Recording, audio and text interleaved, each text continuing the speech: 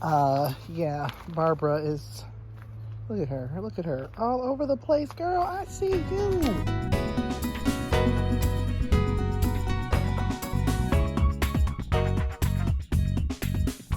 I actually gave some branches or stalks to a local farm to make jam, rhubarb strawberry jam. And so she's not quite as full, but you know, there's a lot here. I'm only gonna probably need one stem, really. Which one am I gonna take? You might as well take this huge one right here.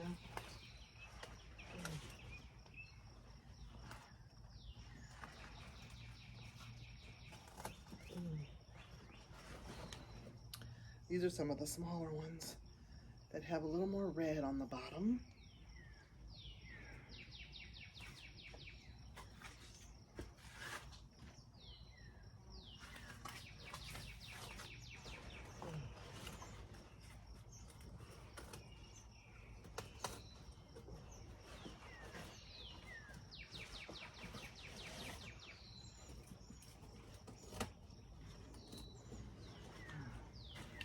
That's probably more than enough.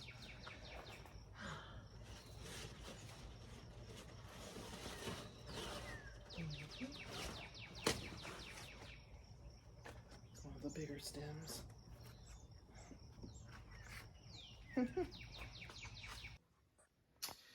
Okay, good people.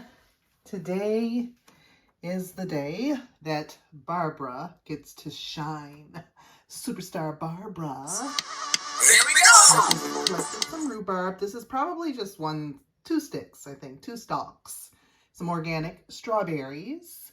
And I have brown sugar, oats, some flour, spices, lemons, some butter.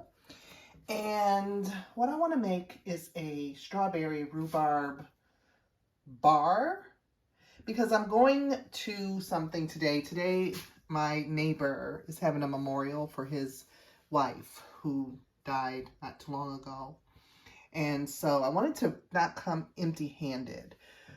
So this is what I thought with the full moon getting up its energy. I thought it'd be nice to bake, put some good intentions into my work here for his heart to be made peaceful through loving memories. So the first thing we're going to do is dice our rhubarb here. So I just rinsed it, and you can dice it whatever size you want.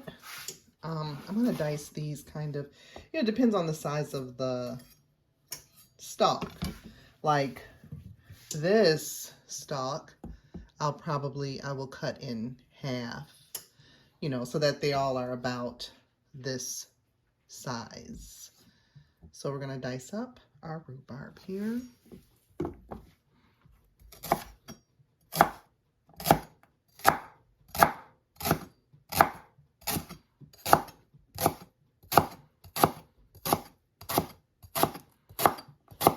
And I'll get back once I've done all that. We have our rhubarb already diced up here.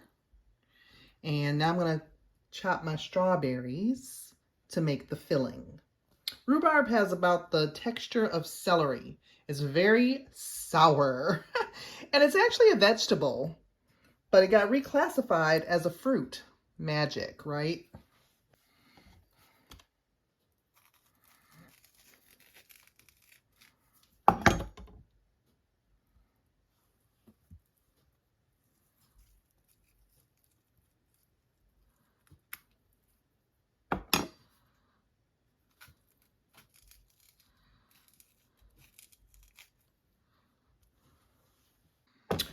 Okay, now that we have all of our fruit cut up, I'm going to put it back in this bigger bowl. Let me see. Maybe I'll use this bowl for my flour. And I'll put my fruit in this here thing.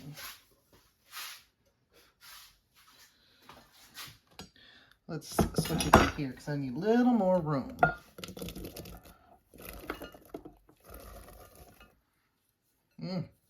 That might not even big enough. Now I am making a pretty big recipe here. I'm hoping to do like I think that's a 9 by 13 pan or 10 by 13 pan, because I want to, I want to be able to take some and have some at home, like, and not worry about if folks eat it all up. They can, you know, I don't know. I just want my own also. All right. So, like I said, this is a total of, let's see here. What is this? This is a total of about 8 cups of fruit, 7 cups of fruit. It's a pound of strawberries, probably a pound of rhubarb. And I think, yeah, I would say I got about 3 cups of each. So now I'm going to, I might need a bigger bowl, people. We'll see. We're going to flavor this up. I'm going to, I don't have my zester, so I'm just going to use this here box grater to get us some lemon zest from a good washed organic lemon.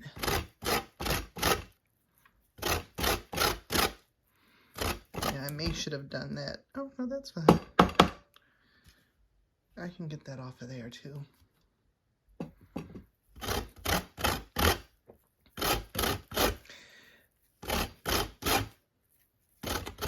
And we're going to add some lemon juice to the mixture as well.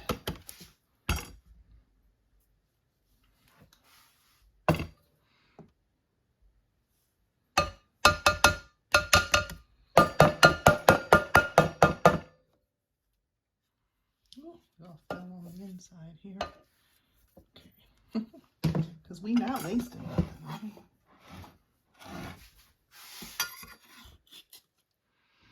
Yes, look at that.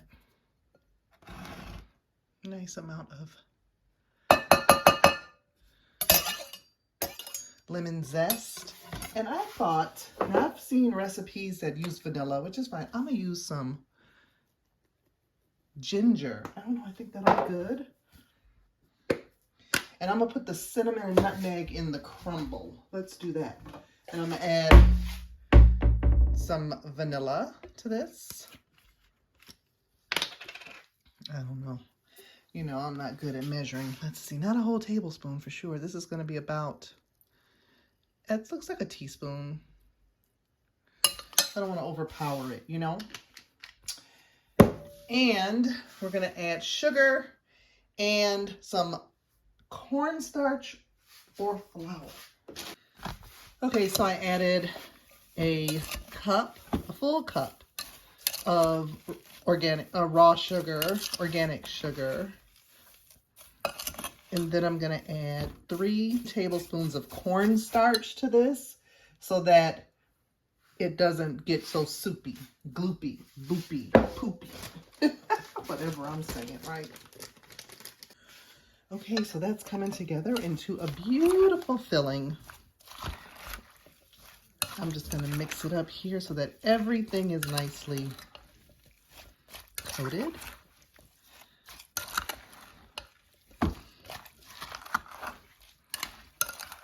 And I'm going to set it aside while we make our crumb topping. Okay, so now it's time to make our crumb bottom and top. 1 1/3 cup.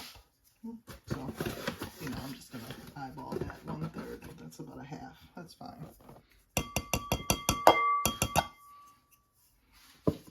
So now we're making our crumb topping here. I have added, I don't even know, 3 cups of oats. We have our oats in there. I need another spoon. But as you can see, we have our old-fashioned oats and brown sugar and organic sugar with our flour, baking soda, and salt. But I think I need just a little more. Ooh, okay, it's enough brown sugar.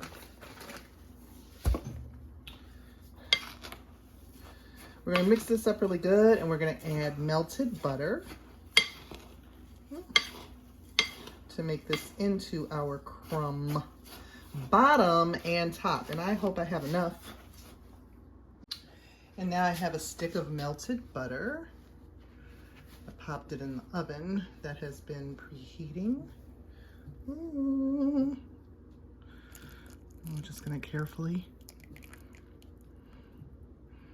add that very carefully. And let me get a better spoon on this. Okay, I'm just gonna mix this up. Now I might need to add another stick of butter. Oh, I don't know. I don't know. We'll see. And is this gonna be enough? Let me get this mixed up and I'll be right back. Okay, I prepared my pan with some parchment paper. It's my grandma's pan here. Grandma's pan. And I still buttered it with, just used the wrapper from my butter to put a little butter in there. And what we're gonna do is put a bottom layer of crust or crumble. We'll see how much we have left.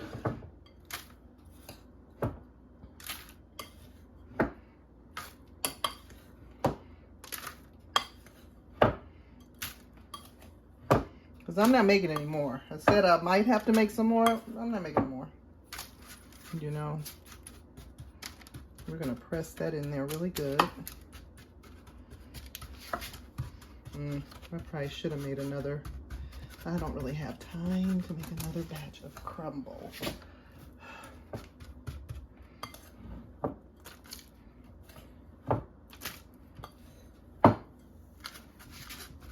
Anyway, I'm gonna press this in here and then I'm gonna put my topping on top. So I don't want this to be too juicy, but we do want some of the juice because that's where the cornstarch and sugar and flavor is, right?